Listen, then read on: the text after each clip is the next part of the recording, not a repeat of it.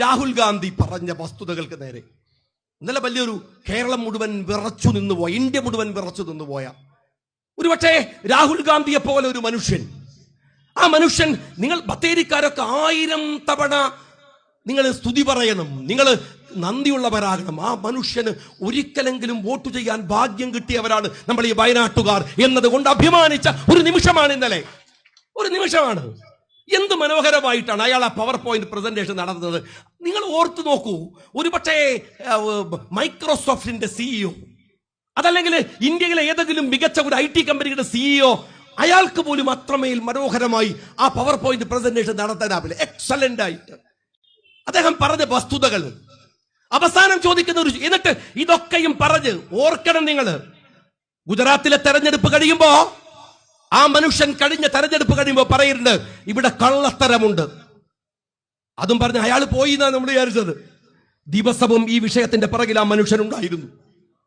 എല്ലാവരും പോയി, പക്ഷെ അയാൾ പോയില്ല.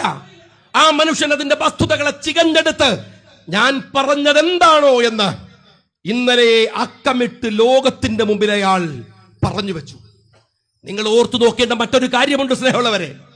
അത് പറയുമ്പോ അയാൾ പതറുകയല്ല, കൂടുതൽ കരുത്തോടെ. എന്നിട്ട് വൈകുന്നേരം മുസ്ലിം ലീഗിന്റെ നേതാവ് സാദിഖ് അലി ശിഹാബ് തങ്ങൾ, കുഞ്ഞാലിക്കുട്ടി സാഹിബ് അടക്കമുള്ളവർ ഇന്നലെ അവരെ അടക്കം വിളിച്ചു വരുത്തി ഇന്ത്യ മുന്നണിയിലെ ആളുകൾക്ക് രണ്ടാമതും വിശദീകരിച്ചു കൊടുത്തു. എനിക്ക് ഒരുപാട് ഇഷ്ടം തോന്നിയ ഒരു കാര്യം എന്താണെന്നറിയോ? എല്ലാവരോടും രാഹുൽ പറയുന്നുണ്ട്, ചോദിച്ചോളൂ, ചോദിച്ചോളൂ. നിങ്ങൾ എന്നോട് ചോദിക്കുമ്പോൾ എനിക്ക് കൂടുതൽ ക്ലാരിറ്റി കിട്ടും. അങ്ങനെ പറയാൻ ആർക്കാന്റെ സഖാവെ കഴിയുക? കേരളത്തിൽ നിങ്ങളുടെ ഒരു ഇന്ത്യയിലെ ഏക കമ്മ്യൂണിസ്റ്റ് മുഖ്യമന്ത്രി ഇവിടെ ഉള്ളത് വേറെ ഇല്ല. അയാളാണെങ്കിൽ ഒരു സാധാ മുഖ്യമന്ത്രിയില്ല, ഇരട്ട ചങ്കുണ്ട്.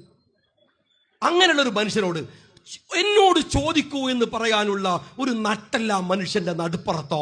അത് പറയാൻ ഒരു ചങ്ക അയാളുടെ അടുത്ത്, ഒരു അരച്ചങ്കെങ്കിലും നിങ്ങൾ എപ്പോഴെങ്കിലും കണ്ടിട്ടുണ്ടോ? എനിക്ക് തമാശ തോന്നിയ സാധനമൊന്നല്ല.